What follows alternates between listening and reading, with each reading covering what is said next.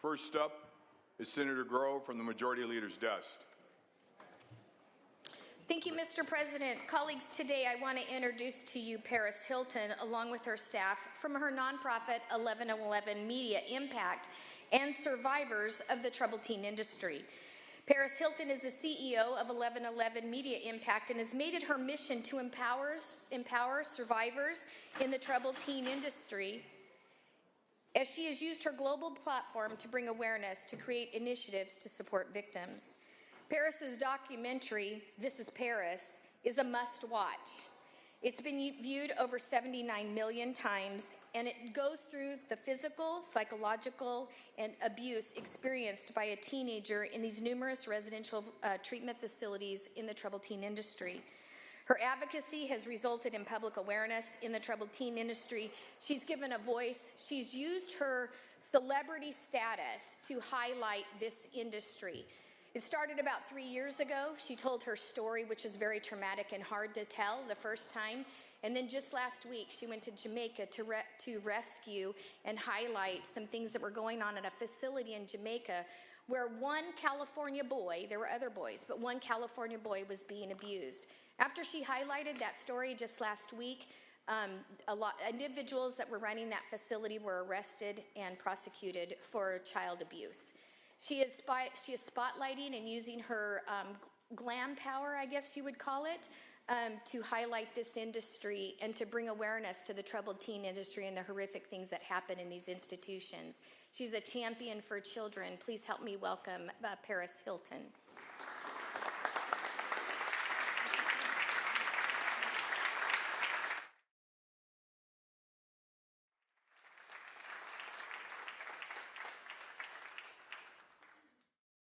For Paris to have a voice, but Zoe Schreiber would not have a voice if it wasn't for Paris highlighting her. Zoe told her story publicly at the press conference just a few minutes ago, where she told the story of being abused in one of these facilities and how hard it was to be separated from her family. So please welcome Zoe to the floor.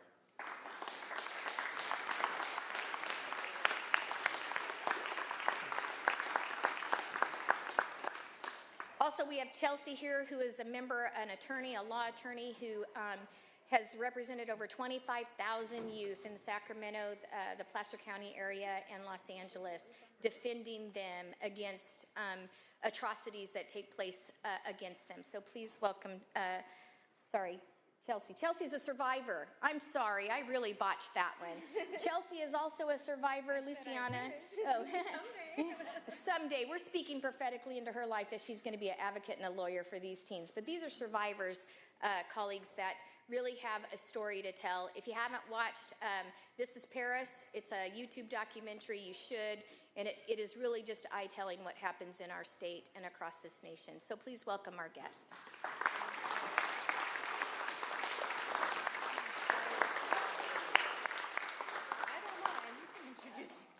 And if you guys want to take a photo, is that my job, Mr. President? On behalf of the California State Senate, we welcome you. And now, members, if you would like to take a photo, now would be the time.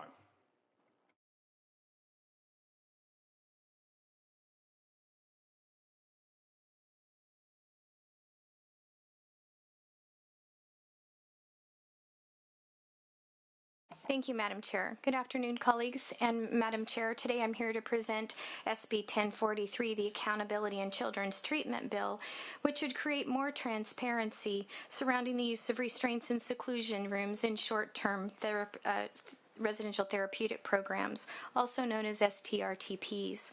Many of us have seen the recent media surrounding troubled teen facilities across this country. Widespread abuse of these programs have spurred an outpouring of attention and legislative reform. Although California previously sent foster children from our state to these out-of-state programs, in recent years this legislature has courageously acted, and the governor has done some significant work to decertify these facilities and ensure that California's children are returned home. A report in 2020 by the Imprint and San Francisco Chronicle reported that California was sending foster youth offenders with severe mental and behavioral health conditions out of state to these for-profit facilities.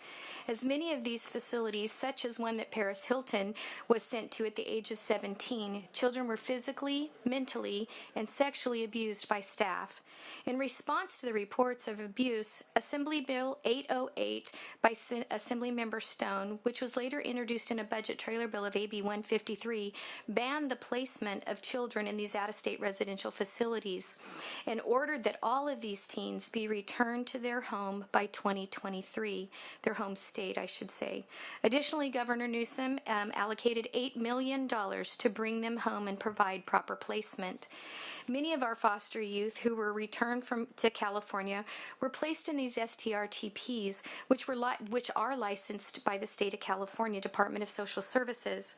Although California has been proactive in addressing the troubled teen industry and ensuring health and safety for our foster youth, there is still that work that needs to be done to provide additional transparency to the public and to ensure that our children are safe in these California facilities.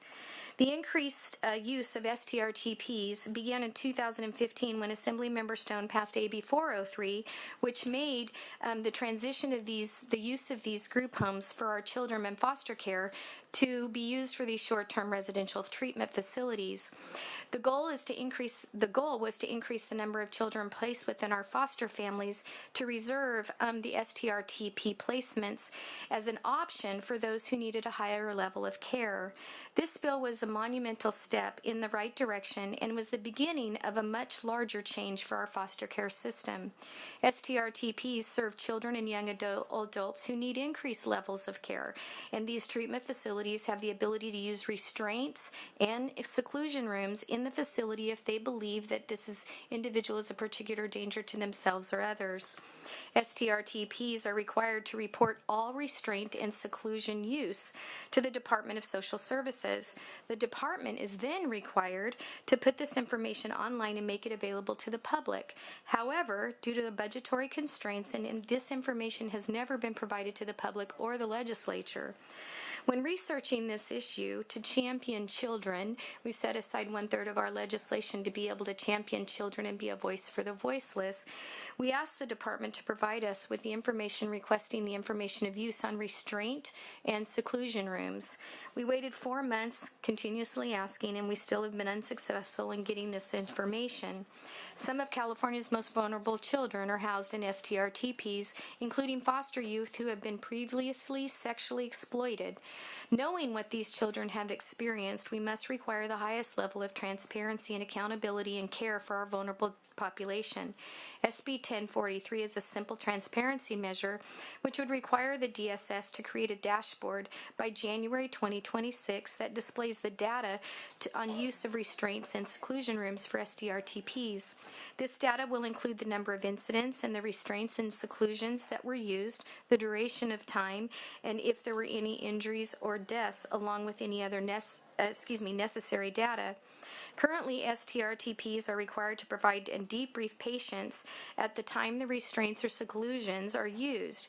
SB 1043 will require DSS to include an additional dashboard with written description of those debriefs, excluding any identifying information of those involved. It's a small but critical step to ensure that the increased transparency and accountability for California's children. With me today is the sponsor of SB 1043, CEO of 1111 Media Impact, and a survivor of the troubled teen industry, Miss Paris Hilton. I can tell you that she's here today to speak about her own experiences with restraints and seclusion rooms in these out-of-state facilities, which we no longer keep our children in, but we need to make sure and ensure transparency is available to us so that we can look at policy moving forward if necessary. Also with us is Rebecca Groen. She is the Director of Impact of 1111 Media that continuously works with Ms. Hilton to be able to be the voice and shine a light on this industry and the troubled teen industry that the United States and the world is subjected to. So I'll turn it over to Ms. Rebecca Groen first. Thank you so much, Senator Grove. Hi, Madam Chair and members of the committee. I defer my time to Paris Hilton. Thank you. Thank you. Madam Chair and members of the Senate Human Services Committee, thank you for this opportunity to speak and share my story with you. Today I stand before you not just as Paris Hilton, but as a survivor and an advocate for the silent voices waiting to be heard. I know firsthand the horrors that happen behind the closed doors of youth residential treatment facilities. As a teenager, I was placed in programs in California and other states where the very people entrusted with my care, my growth, and my healing betrayed that trust in the most devastating ways. I was not allowed to speak freely, to move freely, or even look out a window without permission. I was subjected to cruel and degrading treatment, all in the name of therapy. I lived in constant fear, not knowing what would happen to me next. If I tried to tell my parents about the abuse, the staff would immediately rip the phone from my hand, disconnect the call, and subject me to violent physical restraints and throw me into solitary confinement. And when I close my eyes at night, I still have nightmares about solitary confinement 20 years later, where I'm being dragged down a hallway and shoved into a 4x4 cement cell. One day in seclusion felt like a week. That small room, covered in scratch marks and smeared blood with no bathroom, is one of the most vivid and traumatizing memories that will haunt me for the rest of my life. The sounds of my peers screaming as they were physically restrained by numerous staff members and injected with sedatives will also never leave me. I'm not sharing this story with you today to seek sympathy, but to illuminate the grim realities that seclusion and deadly physical restraints are still happening in facilities. Does this sound like a form of therapy to you? Hundreds of thousands of youth from the child welfare and juvenile justice systems, as well as youth with disabilities, experience this treatment every year. California has made so much progress on this issue, and I'm so proud to be a resident of the state. Given that the state ended the process of sending youth to out-of-state programs due to abuse and deaths occurring, it only makes sense to ensure that facilities in-state are operating with the highest level of transparency and oversight. We must keep California's most vulnerable youth safe, and we must hold these facilities accountable to providing outstanding care. Right now, reports of restraint and seclusion are recorded, but the data is not publicly available. If Senator Grove's office and my nonprofit 1111 Media Impact couldn't get access to vital data about these facilities, can you only imagine how difficult it is for state agencies placing youth in facilities or parents that have had to make the difficult decision to do so? We shouldn't be placing youth in facilities without knowing what these children will be subjected to. The Accountability in Children's Treatment Act is a simple transparency measure that would make a lasting impact and show the world what truly happens behind closed doors. And if the facilities are worried about transparency, then I think that we should ask them what they have to hide. Our current system, designed to reform, in some horrific instances, does the exact opposite. It breaks spirits, it instills fear, and it perpetuates a cycle of abuse. But today, we have the power to change that. Today, we can decide to stand up for those who don't have a voice. We must be their advocates, their protectors, and their voices in the halls of power where decisions are made. Please vote yes to SB 1043. Thank you for your attention, your compassion, and your action.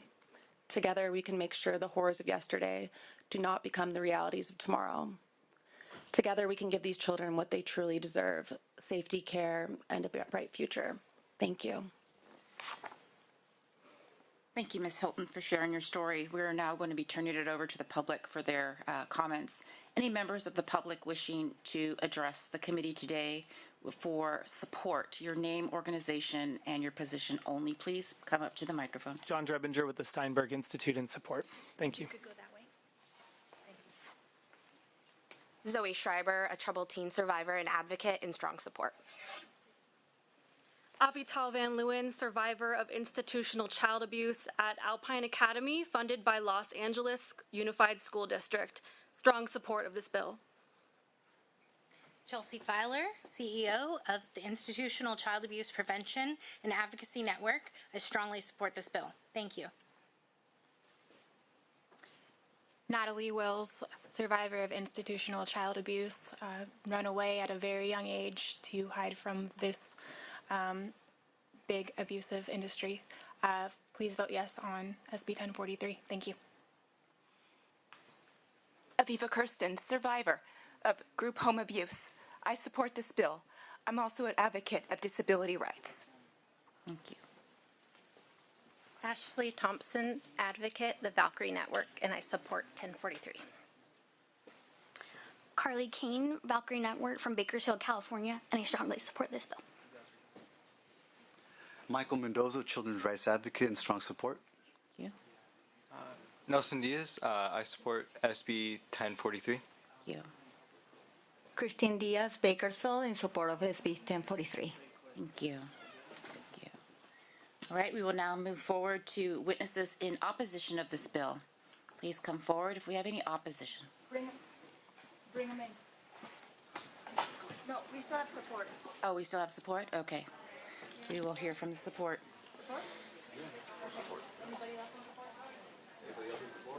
Good morning, good afternoon. Kevin Aslan, Coalition California Welfare Rights Organization, strong support. Thank you. Thank you so much.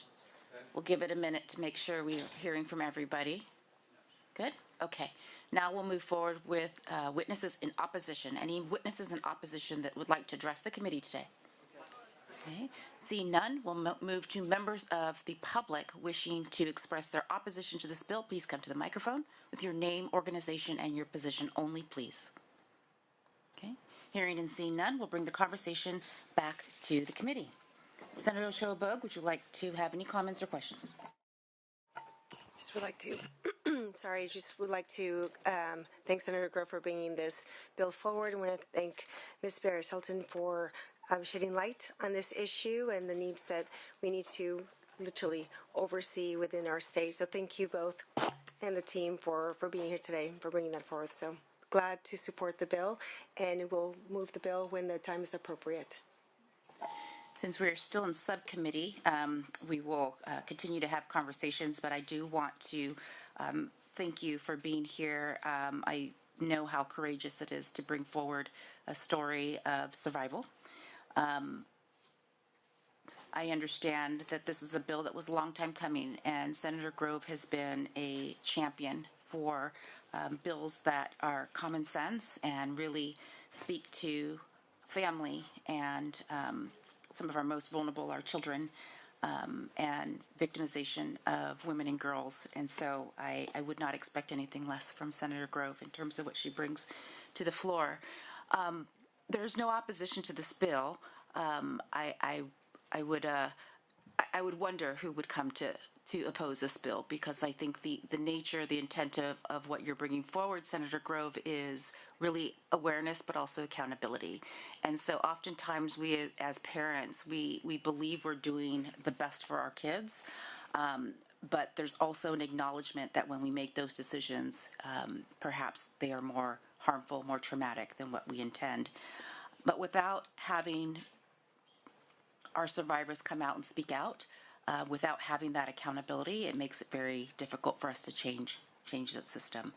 I will say that I feel very fortunate to be on this committee, not only because of my lived experiences, but I've also worked in these residential treatment facilities here in California as a very young person. And oftentimes what you see is a recruitment of young people who have little or no skill sets to work in therapeutic environments, and given a lot of power and control in a situation where, again, not having that awareness of how to work with an individual in a therapeutic way, but simply to fill a time slot or to fill a job position. And, I've talked about some of those experiences now, with my children in terms of how we can do better for our foster kids, for our kids that are in these therapeutic settings. And I don't think they're all bad, but I do think the ones that are bad, that impact the trauma of our children, that are unregulated, that are unstructured, that do not have evidence-based programming, I wonder how we get away with that here in California. So I really appreciate you bringing forward your bill. Okay. All right. Not seeing any other questions. Senator Grove, we will put your bill on call until we can have a quorum. Permission to close? Oh, yes. Very sorry. Thank you. I applaud the chair's recognition of the importance of this bill, and thank you very much for the comments that you did make. listening to some of the testimony that we had this morning from survivors, and including Ms. Hilton, but Zoe and others, the word trauma kept coming up, and we have to address that. And if there's nothing going on, there's nothing to share. But if there's something going on that we should know, we do know from DSS website that there are complaints, broken arms, slammed hands and doors, but there's no data to show what happened and what caused that. And so the goal is to go after the data and make sure that in the future that if there is policy that needs to address these issues, that we have that data to address that policy. And so I just thank you and respectfully ask for an aye vote. Thank you. Thank you. In follow-up to your closing, I do want to note, we use the word trauma, and I think it's a misnomer to think that trauma is only in the moment. Trauma can arise at any time in a lifetime, and although we're talking about data on broken bones and slammed fingers, trauma, particularly psychological trauma, internal trauma, can live with a young person for so long and come out and be triggered through other avenues. I was on social media today and I read something that was uplifting that I'll share with the public today, was the word glimmer, and that we know what a trigger is. A trigger is that what causes that pain to resurface, and the glimmer perhaps is something that gives us a statement or a color or a feeling or a sound that allows us to soothe. And I think for me, Senate Bill 1043 is that glimmer that gives me that soothing feeling. So thank you so much for being here. Thank you, Madam Chair. All right. We are going to take a brief recess. I need to run to B&P, and we will also call on the committee members to come into room 2200. We will reconvene at 4 o'clock.